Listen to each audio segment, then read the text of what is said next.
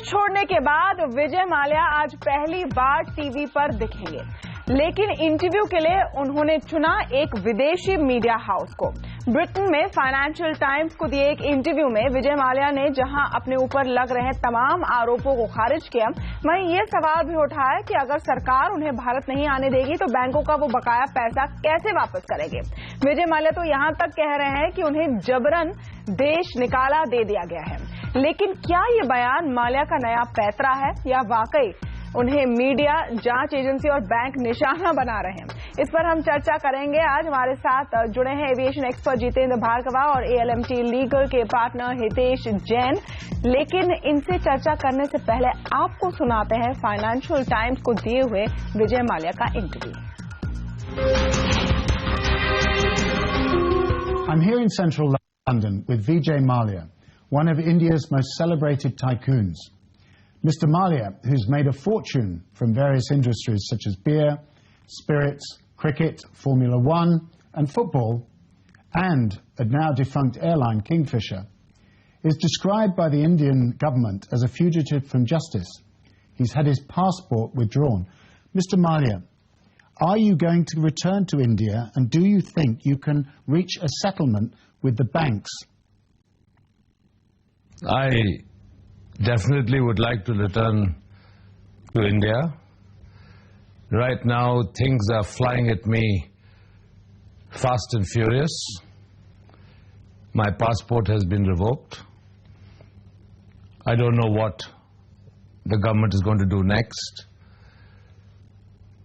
But I have always maintained that notwithstanding anything else, I am interested in a settlement with the Kingfisher Airline bankers and would like to repeat that I will reach out if they are interested in making a settlement. And you've made an offer of £440 million? That is correct.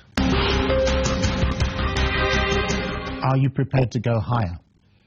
Well, the banks need to also consider the fact that there are other creditors who also need to be paid off and satisfied. I can't possibly be seen to be giving preference to the banks just because of this extraordinary pressure being put on me by various government agencies. Who is behind the move to withdraw your passport? I wish I knew.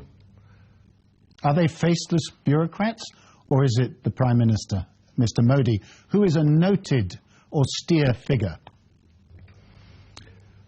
All I can say is that the manner in which my passport was first suspended and then revoked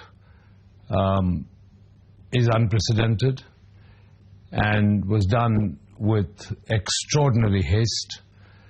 You heard about it on a Saturday evening? Absolutely. By fax? By email. But be that as it may...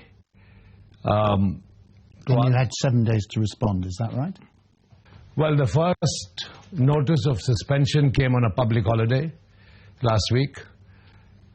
I replied, and my reply was not considered, and the passport was revoked on Saturday. Do you think that you will have to sell down some stakes in other businesses in order to raise money to reach an overall settlement? And would you be willing to do that? I have already expressed my willingness to settle with the banks.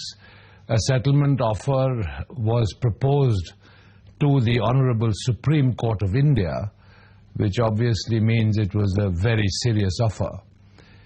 And now the Supreme Court has directed the Debt Recovery Tribunal to dispose of the main matter in 2 months.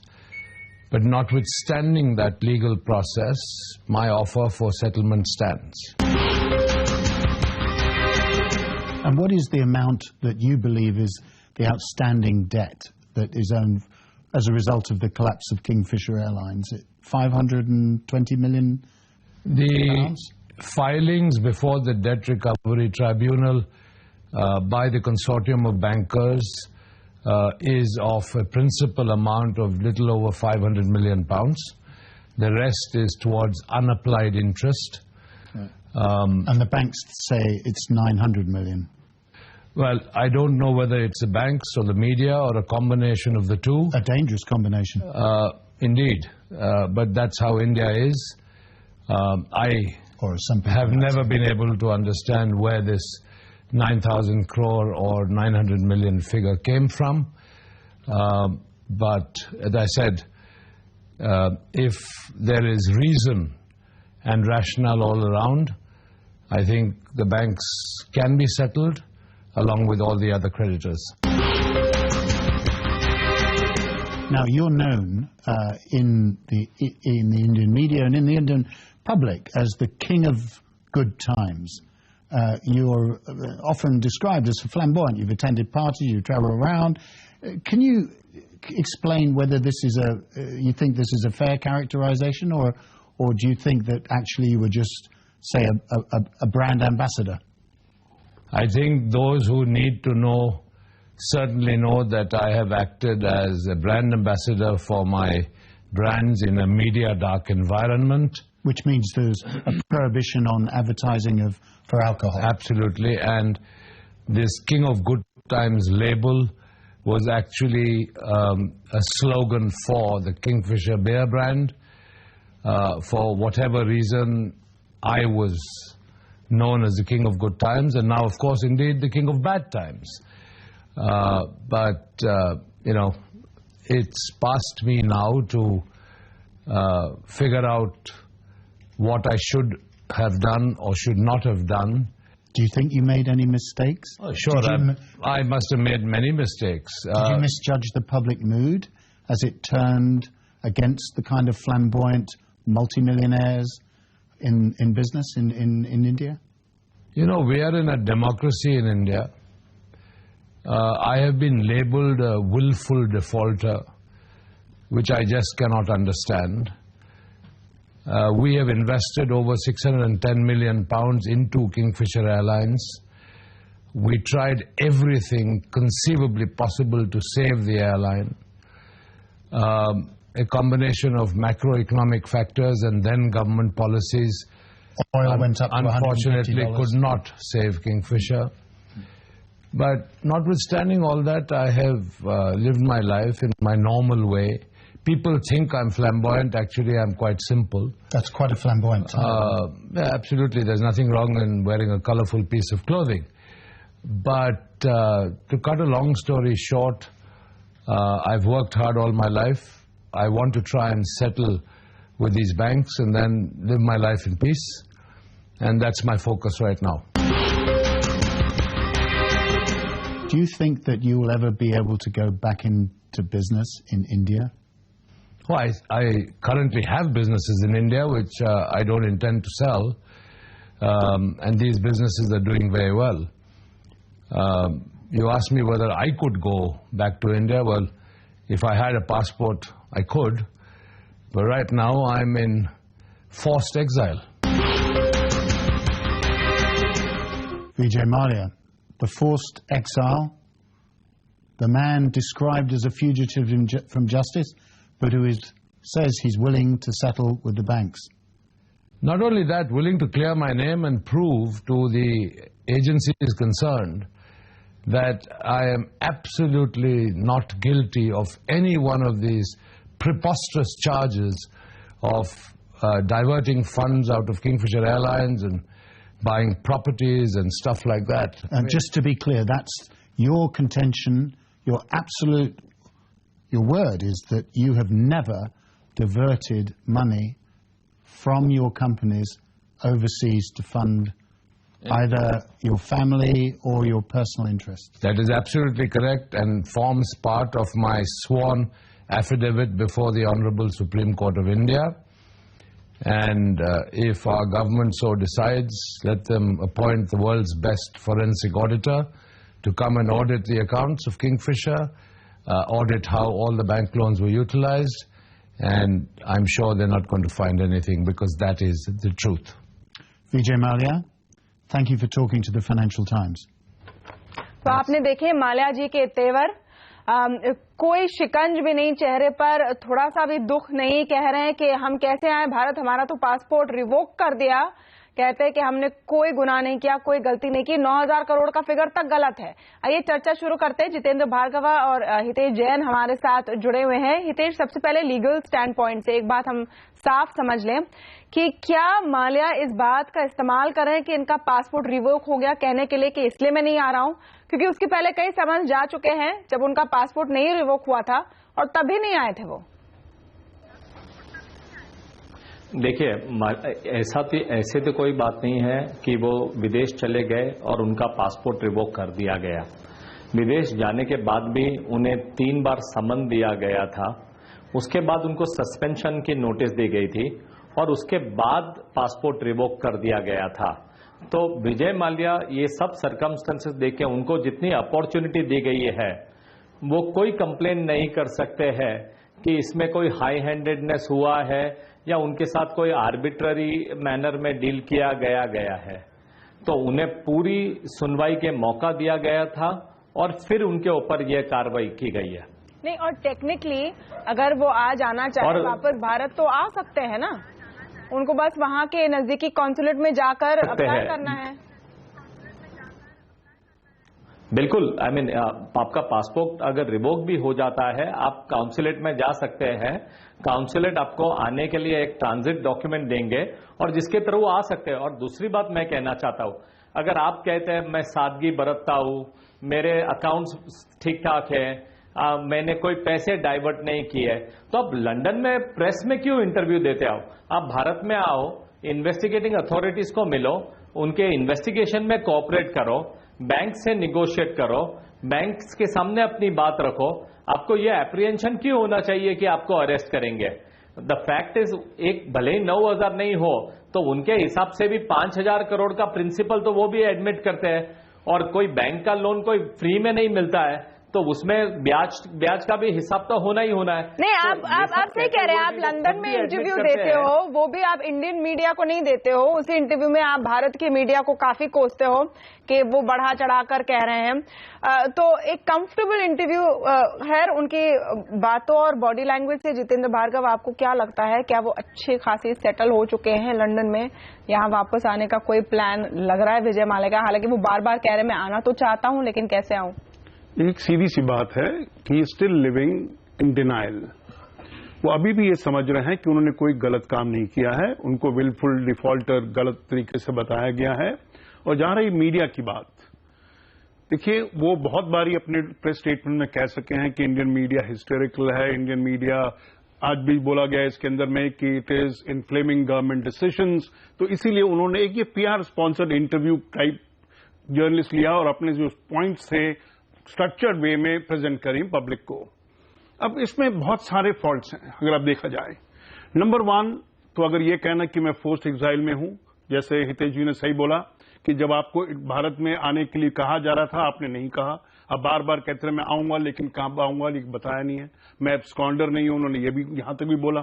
अब बात है पैसे की, आप dispute कर रहे हो, आपके लोग बैंक से नेगोशिएट कर रहे हैं 1.5 साल से, आपने अभी तक ये साबित नहीं किया कि आपको कितना पैसा देने का है। मान लिया जाए कि 9,000 करोड़ गलत है और उसमें 3 कंपोनेंट हो सकते हैं, प्रिंसिपल अमाउंट, इंटरेस्ट और पेनल्टीज। अब बैंक्स को क्या चीज नेगोशिएट करनी है वो बैंक जानते हैं अच्छी तरह से, लेकिन बैंक को एक सावधानी बरतनी पड़ेगी। एक विजय माल्या का एक जो कमेंट है वो बहुत महत्वपूर्ण लगता है कि अगर आप मेरे को जेल में डाल दोगे तो आपको कोई पैसा नहीं मिलेगा। नहीं, सुब्रत रॉय के साथ ये एक्सपेरिमेंट तो जारी है। नहीं, तो वही हम कह रहे हैं। तो इसीलिए बैंक को एक तो क्या है कि बैंक्स को अपने आप को डिटैच करना पड़ेगा भारत सरकार से, क्योंकि जब भारत सरकार इन्वॉल्व हो जाती है बैंक के साथ में तो ये पॉलिटिकल इश्यू बन जाता है।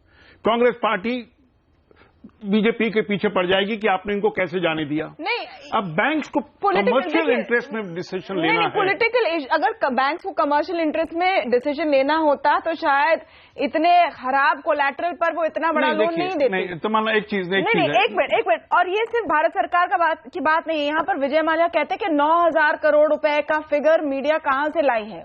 जी, अटॉर्नी जनरल ने कोर्ट में कहा है कि 9,000 करोड़ रुपए ड्यू हैं और वो कह रहे हैं बैंक के स्टेटमेंट के बेसिस पर, और उनके बेसिस पर मीडिया बता रही है कि क्या सच है क्या नहीं। अब भारत का मीडिया है स्ट्रांग, ये बात तो सही है, शायद इसलिए छुपकर बैठे माल्या जी लंदन में। छोटा सा ब्रेक लेंगे, आगे एक बहुत बड़ा हिंट, क्लू जो दिया है विजय माल्या ने इस इंटरव्यू में। उन्होंने कहा कि मेरे बहुत सारे बिजनेसेस हैं भारत में जो प्रॉफिटेबल है और मैं उन्हें बेचने के बारे में सोच भी नहीं रहा हूं। चलिए, हमें ये तो पता चला कि कहीं तो पैसे हैं जो वसूले जा सकते हैं। इस पर हम चर्चा करेंगे ब्रेक के बाद।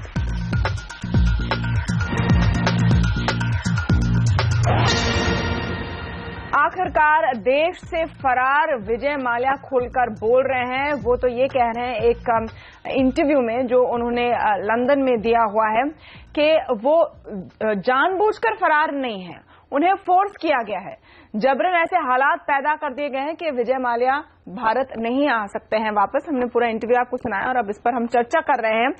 हितेश जैन जी, बस उनके तेवर पर आपका एक कमेंट, मैंने जितेंद्र भार्गव से पूछा कि आपको लग रहा है उनके मिजाज से कि वो वापस आना चाह रहे हैं, आपको क्या लगता है, क्या वो सिंसियर लग रहे हैं कि वो वाकई सेटल करना चाहते हैं और सारे इस पछड़े से निकलना चाहते हैं, पैसे है जो वो वापस देना चाहते हैं? देखो, ये इंटरव्यू बिल्कुल सिंसियरिटी रिफ्लेक्ट नहीं करती है और जैसे जितेंद्र भार्गव जी ने बताया, ये एक पीआर का तरीका था, एक स्ट्रक्चर्ड इंटरव्यू थी और उन्हें जो बात रखनी थी वो उन्होंने इस इंटरव्यू के माध्यम से रखी है। यानी ये विजय माल्या कोई अकाउंटेबिलिटी लेना नहीं चाहते हैं, कोई रिस्पॉन्सिबिलिटी लेना नहीं चाहते हैं। विदेश में बैठ के वो सरकार को ब्लेम करते हैं, बैंक को ब्लेम करते हैं, मीडिया को ब्लेम करते हैं। तो आपने कर्जा लिया, आपने कर्जा नहीं चुकाया, आप विदेश में बैठे हो, आपको मौका दिया गया, आप कोई एक्सप्लेनेशन ऑफर करते नहीं हो, आपका सस्पेंशन और रिवोकेशन के लिए भी आप सबको ब्लेम करते हो।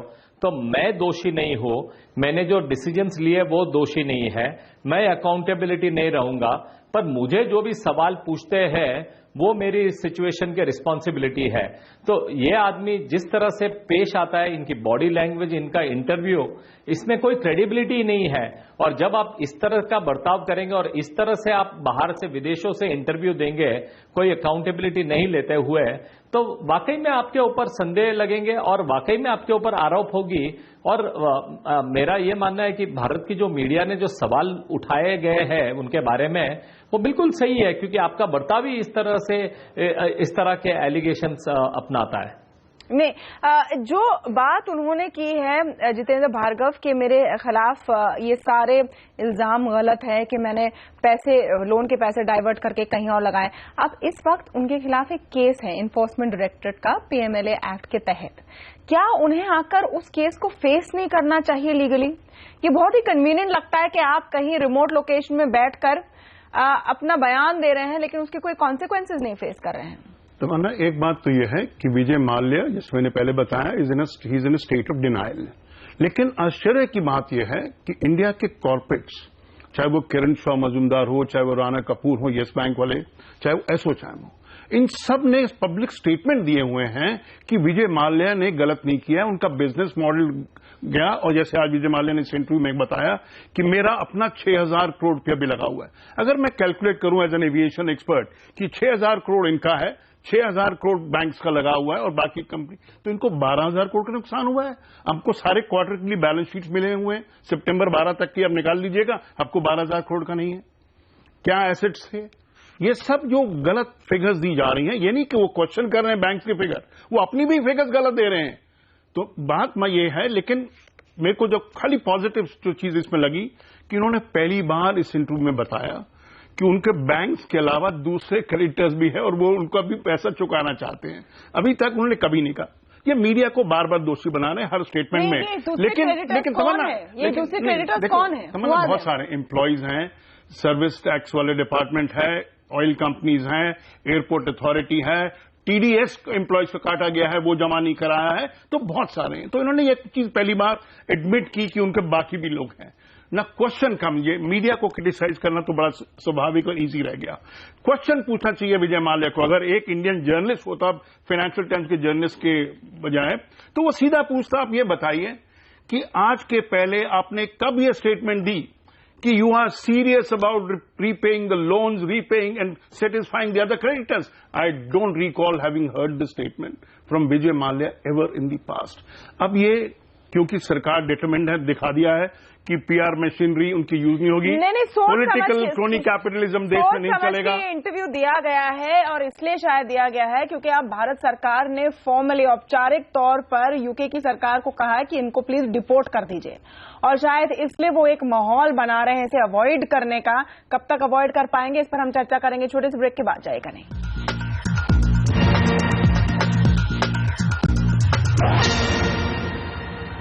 अब बड़ा सवाल कि क्या विजय माल्या को हम जबरदस्ती भारत वापस ले आ सकते हैं। वो तो कह रहे हैं वो फोर्स्ड एग्जाइल में है। हितेश, एक डिप्लोमेटिक रिक्वेस्ट अब पेंडिंग है कि इनको आप डिपोर्ट कर दीजिए, क्या इसको अवॉइड कर सकते हैं विजय माल्या? लीगल क्या आपका नजरिया है इस पर? देखो, एक बात तो तय है कि विजय माल्या अपने डिपोर्टेशन और एक्स्ट्राडिशन को स्ट्रांगली लीगल ये करेंगे।